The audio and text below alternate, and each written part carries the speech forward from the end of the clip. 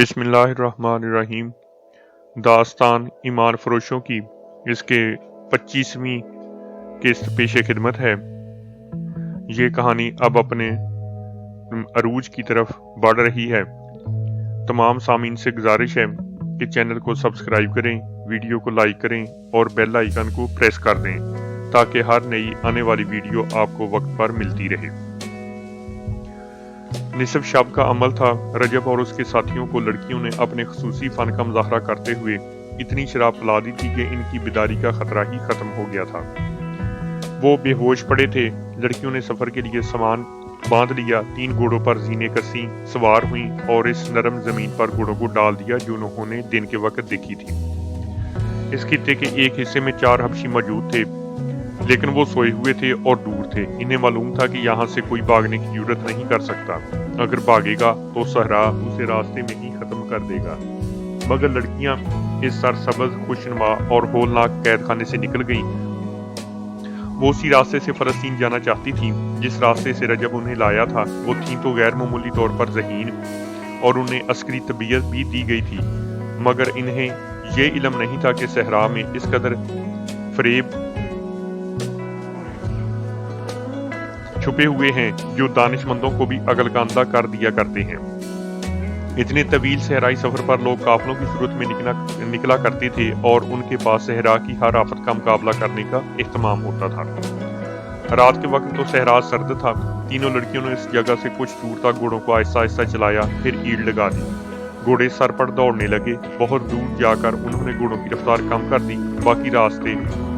बाकी रात घोड़े उस रफ्तार से चलते रहे। सुबह तुलू हुई और जब सूरज ऊपर आया तो लड़कियों के इर्द गिर्द रेत के गोल गोल टीले थे और उनसे आगे रेतली मिट्टी की ऊंची ऊंची पहाड़ियां खड़ी थी। कोई रास्ता ना था। उन्होंने सूरज से अपनी सिमत का अंदाजा किया और टीलों की पोलबलियों में दाखिल हो गए। घोड़े प्यासे थे। हर घोड़े पर पानी का एक छोटा मशकीजा था जो एक दिन के लिए भी काफी नहीं था। घोड़ों को कहां से पानी पिलाया जाता? लड़कियां किसी नखलिस्तान की तलाश में चलती चली गईं। सूरज ऊपर उठता गया और सहरा को दोजख बनाता गया। नखलिस्तान का कहीं निशान और तस्वर भी नजर नहीं आता था। रजब और उसके साथी सूरज तुलू होने के बाद भी ना जागे। वो तो बेहोशी की नींद सोए हुए थे। पुरोहित अपने 3 हबशियों के साथ आया। उसने सबसे पहले लड़कियों के खेमे में देखा।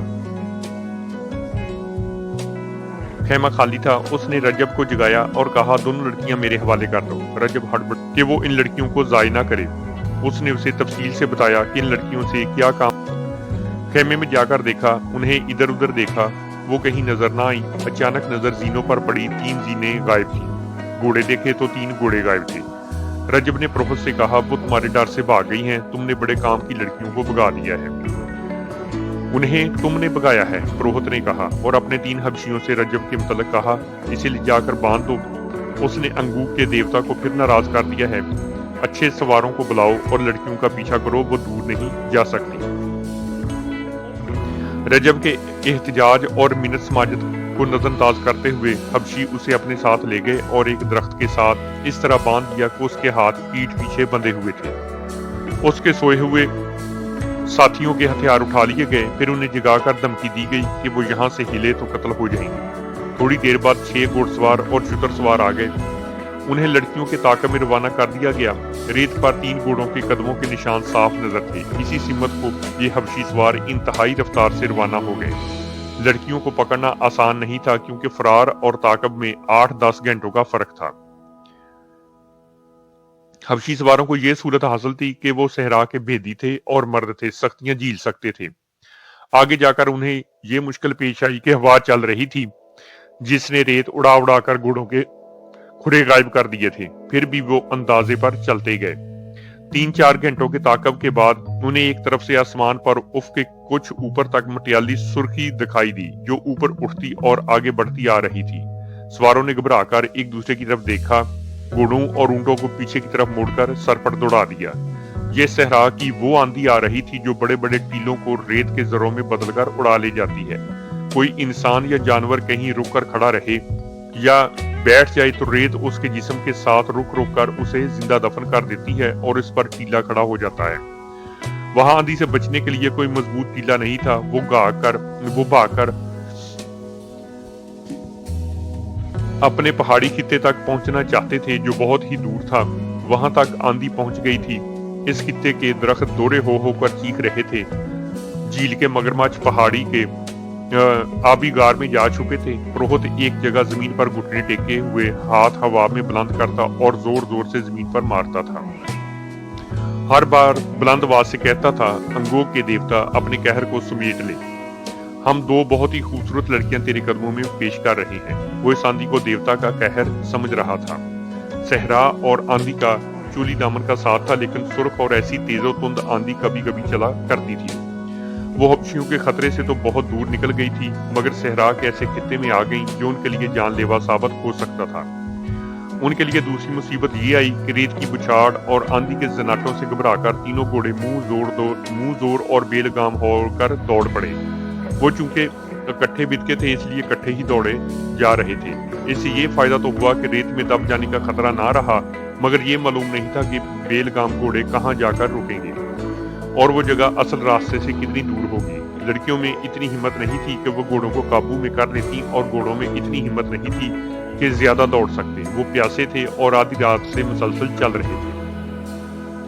थकन और प्यास घोड़ों को बेहाल करने लगी। एक घोड़ा मुंह के बल गिरा। उसकी सवार लड़की ऐसी गिरी कि घोड़ा उठा और जब फिर गिरा तो लड़की उसके नीचे आ गई।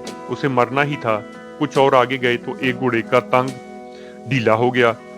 जीन एक तरफ लुढ़क गई और उसकी सवार इसी पहलू पर गिरी, मगर बायां पांव रकाब में फंस गया। लड़की जमीन पर घसीटी जाने लगी। तीसरी लड़की इसकी कोई मदद नहीं कर सकती थी। उसका अपना घोड़ा बेकाबू था।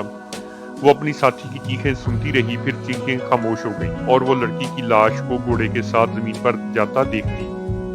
उस पर दहशत तारी हो गई। वो कितनी ही दिलेर क्यों न थी, आखिर लड़की थी। जोर से रोने लगी।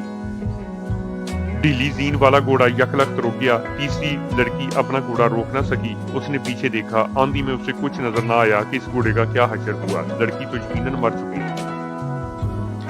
तीसरी लड़की अकेली रह गई। उसने रकाबों से पांव जरा पीछे कर लिए। इसकी दहशतजदगी का ये आलम था कि इसने घोड़े की लगाम छोड़कर हाथ आसमान की तरफ उठाकर जोड़ दिए और गला फाड़कर खुदा को पुकारने लगी। मेरे अजीम खुदा, आसमानों के खुदा, मेरे गुनाह माफ कर दे। मैं गुनाहगार हूँ।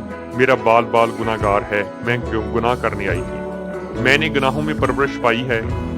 मेरे खुदा, मैं इस वक्त बहुत छोटी थी जब मुझे बड़ों ने गुनाहों के रास्ते पर डाला था। उन्होंने मुझे गुनाहों के सबक दिए, जो जवान किया और कहा कि जाओ मर्दों को अपने हुस्न और अपने जिस्म से गुमराह करो। उनके हाथों इंसानों को कत्ल करवाओ, झूठ बोलो, फरेब दो और बदकार बन जाओ। उन्होंने बताया था कि ये सलीब का फर्ज है, तुम पूरा करोगी तो जन्नत में जाओगी। वो पागलों की तरह चिल्ला रही थी और उसके घोड़े की रफ्तार घटती जा रही थी। ज़ारो कतार रोते हुए उसने खुदा से कहा, तेरा जो मजहब सच्चा है मुझे उसी का मोजज़ा दिखा। उसके अकीदे मुतजलजल हो गए थे। गुनाहों के सांस ने उसके दिमाग पर काबू पा लिया था। मौत के खौफ ने इसे फरामोश करा दिया था कि इसका मजहब क्या है। उसे अपना माजी गुनाहों में डूबा हुआ नजर आ रहा था और उसके दिल में ये सांस बेदार होता जा रहा था कि वो मर्दों के इस्तेमाल की चीज है और उसे धोखे और फरेब के लिए इस्तेमाल किया जा रहा है और अब सजा सिर्फ इस अकीली को मिल रही है। उसे गशी की लहर आई और गुजर गई। उसने दहाड़ मारी और सर को झटकरा कर बुलंद आवाज से कहा, मेरी मदद कर मेरे खुदा, मैं अभी मरना नहीं चाहती। और उसके साथ ही उसे याद आ गया कि वो यतीम बच्ची है। मौत के सामने इंसान माजी की तरफ भागता है, जो इंसानी फितरत का कुदरती रद्द अमल है।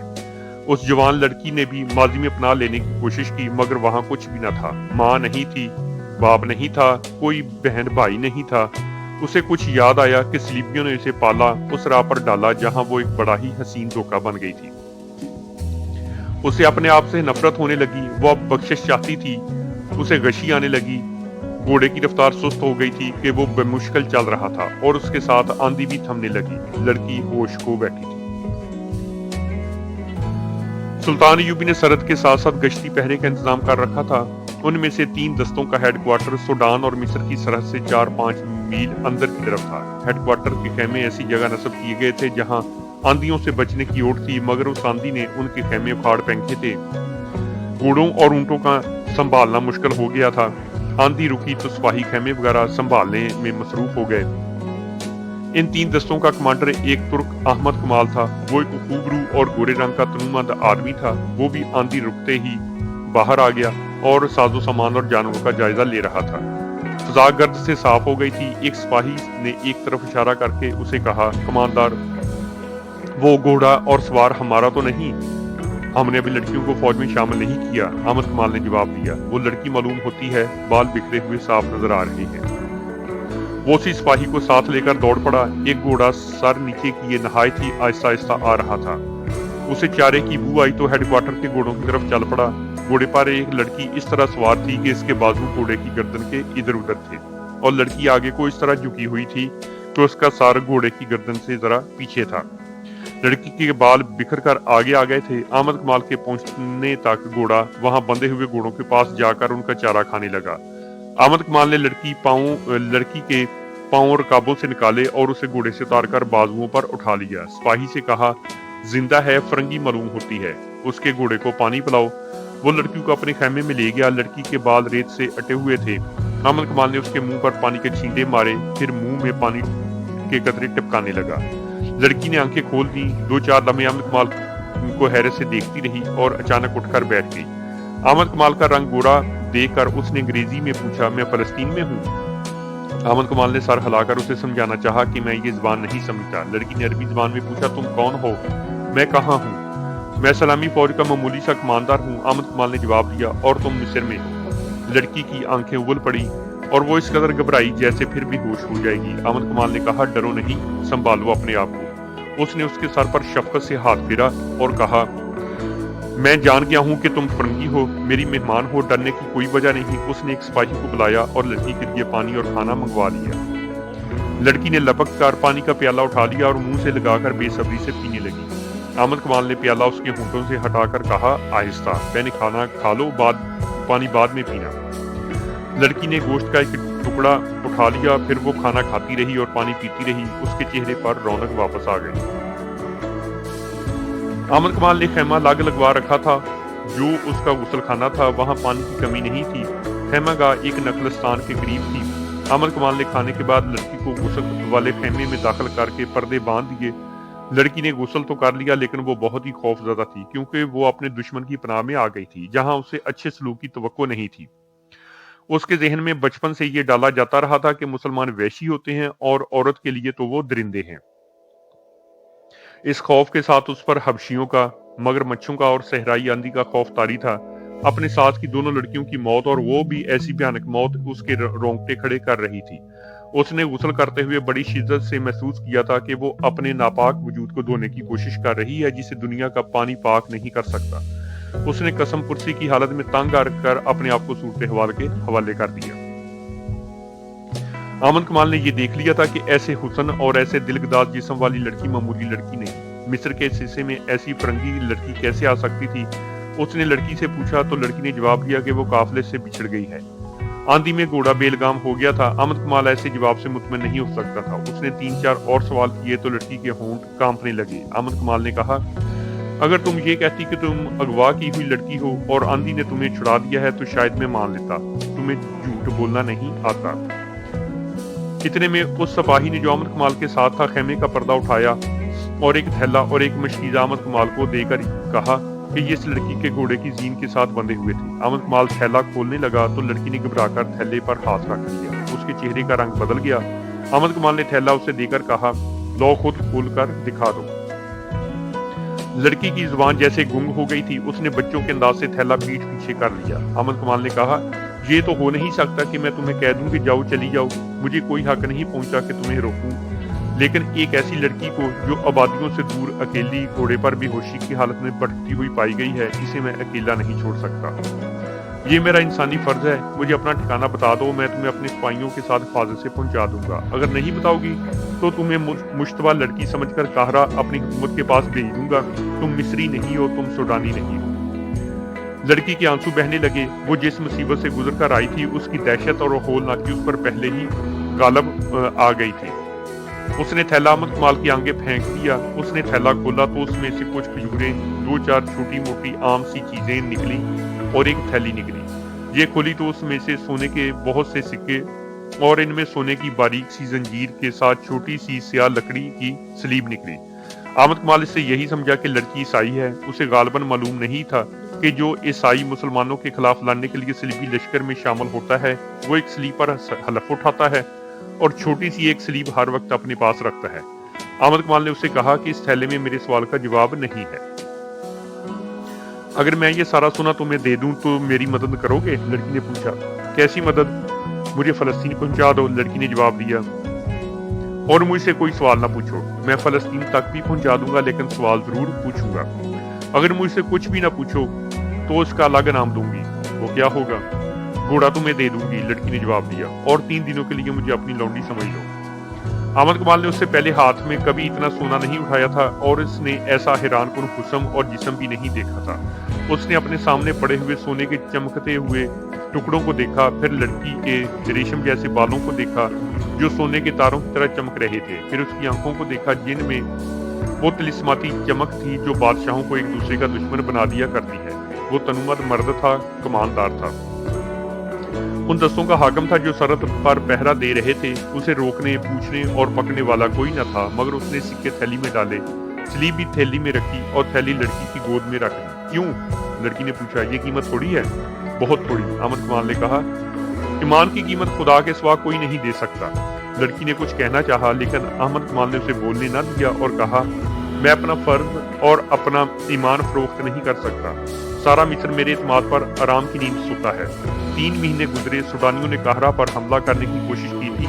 اگر میں یہاں نہ ہوتا اور اگر میں ان کے ہاتھ اپنا ایمان فروخت کر دیتا تو یہ لشکر قاہرہ میں داخل ہو کر تباہی برپا کر دیتا۔ تم مجھے اس لشکر سے زیادہ خطرناک نظر آتی ہو۔ کیا تم جاسوس نہیں ہو؟ نہیں۔ تم یہی بتا دو کہ تمہیں آندھی نے کسی ظالم کے پنجے سے بچایا یا تم آندھی سے بچ کر نکلی ہو۔ لڑکی نے بے معنی سا جواب دیا تو احمد کمال نے کہا، مجھے تمہارے متعلق یہ جاننے کی ضرورت نہیں کہ کون ہو اور کہاں سے آئی ہو۔ میں کل تمہیں قاہرہ کے لیے روانہ کر دوں گا۔ وہاں ہمارا جاسوسی اور سراغ رسانی کا ایک محکمہ ہے، وہ جانے اور تم جانو، میرا فرض پورا ہو جائے گا۔ اگر اجازت دو تو میں اس وقت ذرا آرام کر لوں، لڑکی نے کہا۔ کل جب قاہرہ کے لیے مجھے روانہ کرو گے تو شاید تمہیں سوالوں کا جواب دے دوں۔ لڑکی رات بھر جاگی ہوئی تھی اور دن کے ایسے خوفناک سفر کی تھکی ہوئی تھی، لیٹی اور سو گئی۔ احمد کمال نے دیکھا کہ وہ نیند میں بڑبڑاتی تھی، بے چینی میں سر ادھر ادھر مارتی تھی اور ایسے پتہ چلتا تھا جیسے خواب میں رو رہی ہو۔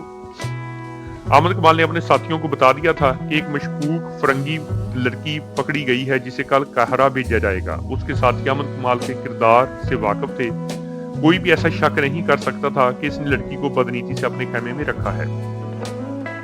اس نے لڑکی کا گھوڑا دیکھا تو وہ حیران ہوا کیونکہ گھوڑا اعلیٰ نسل کا تھا، اور جب اس نے زین دیکھی تو اس کی شکوک رفع ہو گئے۔ زین کے نیچے فوج مصر کی فوج کا نشان تھا، یہ گھوڑا احمد کمال کی اپنی فوج کا تھا۔ حبشیوں نے آندھی کی وجہ سے طاقت ترک کر دیا تھا، وہ واپس زندہ پہنچ گئے تھے۔ پروہت نے فیصلہ دے دیا تھا کہ لڑکیاں آندھی میں ماری گئی ہوں گی، لہٰذا طاقت میں کسی کو بھیجنا بیکار ہے۔ وقت بھی بہت گزر گیا تھا لیکن رجب پر آفت نازل ہو رہی تھی۔ اس سے حبشی بار بار یہی ایک سوال پوچھتے تھے، لڑکیاں کہاں ہیں؟ اور وہ قسمیں کھا کھا کر کہتا تھا کہ مجھے معلوم نہیں۔ حبشیوں نے اسے اذیتیں دینی شروع کر دی، تلوار کی نوک سے اس کے جسم میں زخم کرتے اور اپنا سوال زہراتے تھے۔ حبشیوں نے اس کے ساتھیوں کو بھی درختوں کے ساتھ باندھ دیا اور ان کے ساتھی بھی یہی ظالمانہ سلوک کرنے لگے۔ رجب کو خدا اپنی قوم اور اپنے ملک سے غداری کی سزا دے رہا تھا۔ رات کو بھی اسے نہ کھولا گیا، اس کا جسم چھلنی ہو گیا تھا۔ احمد کمال کے خیمے میں لڑکی سوئی ہوئی تھی، وہ سورج غروب ہونے سے پہلے جاگی تھی۔ احمد کمال نے اسے کھانا کھلایا تھا، اس کے بعد وہ پھر سو گئی۔ اس سے 2-3 قدم دور احمد کمال سویا ہوا تھا۔ رات گزرتی جا رہی تھی، خیمے میں دیا جل رہا تھا۔ اچانک لڑکی کی چیخ نکل گئی، احمد کمال کی آنکھ کھل گئی۔ لڑکی بیٹھ گئی تھی، اس کا جسم کانپ رہا تھا، چہرے پر گھبراہٹ تھی۔ احمد کمال اس کے قریب ہو گیا، لڑکی تیزی سے سرک کر اس کے ساتھ لگ گئی اور روتے ہوئے بولی، ان سے بچاؤ، وہ مجھے مگرمچھوں کے آگے پھینک رہے ہیں، وہ میرا سر کاٹنے لگے ہیں۔ کون؟ وہ بدے حبشی، لڑکی نے ڈرے ہوئے لہجے میں کہا۔ وہ یہاں آئے تھے۔ احمد کمال کو حبشیوں کی قربانی کا علم تھا، اسے شک ہوا کہ اسے شاید قربان کرنے کے لیے لے جایا جا رہا تھا۔ اس نے لڑکی سے پوچھا تو لڑکی نے بازو احمد کمال کے گلے میں ڈال دی اور کہنے لگی، مت پوچھو، میں خواب دیکھ رہی تھی۔ احمد کمال دیکھ رہا تھا کہ وہ بہت ہی ڈری ہوئی ہے۔ اس نے اسے تسلیاں دی اور یقین دلایا کہ یہاں اسے اٹھانے کے لیے کوئی نہیں آئے گا۔ لڑکی نے کہا، میں سو نہیں سکوں گی، تم میرے ساتھ باتیں نہیں کر سکتے، میں اکیلی جاگ نہیں سکوں گی، میں پاگل ہو جاؤں گی۔ احمد کمال نے کہا، میں تمہارے ساتھ جاگتا رہوں گا۔ اس نے لڑکی کے سر پر ہاتھ پھیر کر کہا، جب تک میرے پاس ہو تمہیں ڈرنے کی ضرورت نہیں۔ اس نے اس پر عمل بھی کر کے دکھایا۔ لڑکی کے ساتھ उसने हबशियों के मतलब या उसके मतलब कोई बात ना की ना पूछी। उसे तुर्की और मिस्र की बातें सुनाता रहा। लड़की उसके साथ लगी बैठी थी। अहमद कमाल का लबो लहजा शगुफ्ता था। उसने लड़की का खौफ दूर कर दिया और लड़की सो गई। लड़की की आंख खुली तो सुबह तुलू हो रही थी। उसने देखा कि अहमद कमाल नमाज पढ़ रहा था। वो उसे देखती रही। अहमद कमाल ने दुआ के लिए हाथ उठाए और आंखें बंद कर ली। लड़की उसके चेहरे पर नजरें जमाए बैठी रही। अहमद कमाल फारूक हुआ तो लड़की ने पूछा, तुमने खुदा से क्या मांगा था? बदी के मुकाबले की हिम्मत, अहमद कमाल ने जवाब दिया। तुमने खुदा से कभी सोना और खूबसूरत बीवी नहीं मांगी? ये दोनों चीजें खुदा ने बगैर मांगे मुझे दे दी थी। अहमद कमाल ने कहा, लेकिन उन पर मेरा कोई हक नहीं। शायद खुदा ने मेरा इम्तिहान लेना चाहा था। तुम्हें यकीन है खुदा ने तुम्हें बदी का मुकाबला करने की हिम्मत दी है? तुमने देखा नहीं, अहमद कमाल ने जवाब दिया। तुम्हारा सोना और तुम्हारा हुस्न मुझे अपनी राह से हटा नहीं सके। ये मेरी कोशिश और अल्लाह की देन है। क्या खुदा गुनाह माफ कर दिया करता है? लड़की ने पूछा। हाँ, हमारा खुदा गुनाह माफ कर दिया करता है, अहमद कमाल ने जवाब दिया। शर्त यह है कि गुनाह बार बार ना किया जाए। लड़की ने सर झुका लिया। अहमद कमाल ने जब उसकी सिसकियां सुनी तो उसका चेहरा ऊपर उठाया। वो रो रही थी। लड़की ने अहमद कमाल का हाथ पकड़ लिया और इसे कई बार चूमा। अहमद कमाल ने अपना हाथ खींच लिया। लड़की ने कहा, आज हम जुदा हो जाएंगे। तुम मुझे काहरा भेज दोगे। मैं अब आजाद नहीं हो सकूंगी।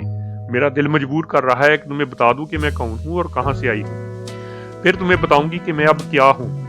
हमारी रवानगी का वक्त हो गया है। अहमद कमाल ने कहा, मैं खुद तुम्हारे साथ चलूंगा। मैं इतनी नाजुक और इतनी खतरनाक जिम्मेदारी किसी और को नहीं सौंप सकता। ये नहीं सुनोगे कि मैं कौन हूं और कहां से आई हूं। उठो। अहमद कमाल ने कहा, यह सुनना मेरा काम